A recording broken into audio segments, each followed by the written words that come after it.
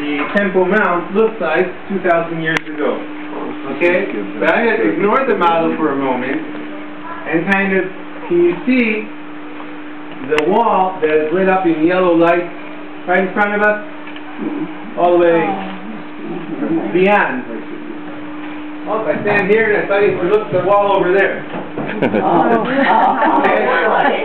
No, all the way over there, the real wall, not the model. You all see the wall over there that is lit up. That is the Western Wall. That is the continuation of the same Western Wall that you see out in the Western Wall Plaza. Okay? The Western Wall that we're looking at right over there, we're looking more or less at this. So let me try to explain to you what it is that we're looking at, okay? This area that's a little bit lighter than every other area, can you all see that? That is the Western Wall as it looks today. So you'll notice that it's a very small part of the Western Wall as far as the length is concerned, and as far as the height. We don't see the Western Wall today outside all the way to its original height, and you don't see it all the way to its original depth. The Western Wall, all the walls around the Temple Mount are built on solid bedrock. Herod, King Herod, when he renovated the Second Temple, a bit more than 2,000 years ago, he had everything built on bedrock. Why? Because it's the strongest foundation. Bedrock is the strongest foundation. Right? You take what God built, that's the mountain, and then you add on that. You know, man is supposed to add on to the world. So you build on bedrock. So this is the Western Wall. Beforehand, we were standing under this bridge. Okay? This bridge leads to the city, which isn't in the model. Does everyone see the light that's dancing? My laser? Okay, that was a bridge that led into a gate that led directly to the Temple Mount courtyard. Okay? This is the south, going from south, this is the southwest corner. This corner, you can see today. And I don't know if you've seen it already, and I don't know how long you're going to be in Jerusalem, but it's worthwhile. The motor. It's worthwhile to see this area that's been excavated. You can see this southwestern corner. These steps lead into a gate. You can see the beginning of an arch that holds these steps. You can see that today. And this building in the south of the Temple Mount was called the Royal Portico, a royal porch, which was built in order for many pilgrims. You know, you notice the temple is all outdoors. The temple courtyard is outdoors. And suddenly it starts raining. You have to go somewhere. So there's the portico, the big building, the beautiful building right in the middle. That is the temple itself. Okay? To the north, can you see that? Can you see those four towers at the corner?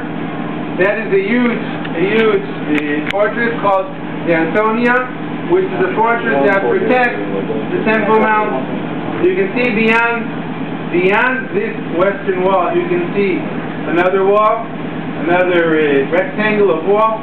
So that is the inner courtyard, the temple inner courtyard, and the temple itself. Where we're going to be walking is along the Western Wall. Okay? Starting from the south, I said this is one gate, this is another gate, this lintel stone that I am pointing out, you can see today in the women's section of the Western Wall. You can see that, and it's the second gate going from the south. Today that's called Barclays Gate. Barclays it's not the British Bank. It's an American missionary who discovered that in 1840. Wilson's Arch and the gate, and another gate that we're going to soon see from the Western Wall itself.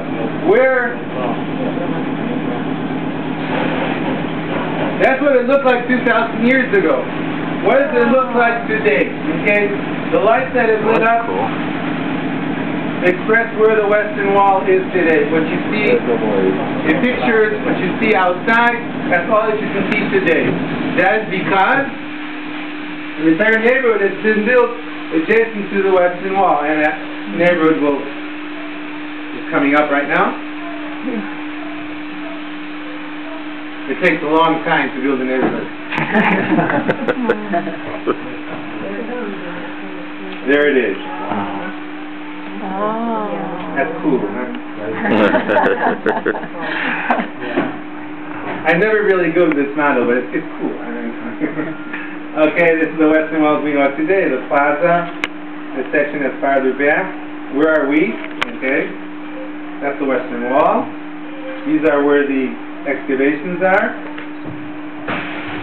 And how about that? That's Huh? cool. You only can do that in urban planning. I mean, it's move this, move that. Okay, I've taken away now the buildings that are on top of us, that are above the arches, that are being supported by all the arches that we can see. And that's where, more or less where we are now. And where that light is, that's us. Okay? That's cool. In the enlightened group, man, we add light to you add light to the world. Okay? And we're looking at the western wall. You see? We're looking at the western wall. And maybe it's kind of hard to see. Maybe some of you see it, maybe some of you don't. There's a huge hall in the shape of a cross. Okay? Now, as this was built 800 years ago by Muslims, so it's obviously not meant to be a cross. But when you build the pillars, when they built the pillars in order to support the arches, to support the building on top, the basement ended up looking like a cross because of where they positioned the supporting arches. Okay, and we're looking right at the western wall. Let's see what else can we see on this model. Cool. When we were looking at through the window, under the arch, looking down at street level, there are 3 rooms here. Each of those rooms holds one room looks like a dressing room. There are 2 rooms with ritual baths for people on their way to the Temple Mount. Now, if I take everything away and just look at the western wall itself, that row of lines, all the way here, that is the tunnel, the western wall tunnel of today. We're going to walk now, okay? That's where we're going to walk. From the south, we're going to walk north, and we're going to walk all the way to the end, and I'm going to point out to you at the end of the tour, and I hope you still have strength to hear me. At the end of the tour, I'm going to point out to you that here we're standing right here at the western corner under the Antonia, under this tower, under the fortress, okay? Now that row of light represents the bedrock. The farther north we go, the mountain is rising, okay? So where we are now, we're in the middle of air, we're above bedrock. And that row of light, the red light, those are the streets. The Herodian street, or pre-Herodian street, the street that was originally here 2,000 years ago. And that's where we're going to walk. Okay, any questions? I think since the next group has moved, we're going to move on.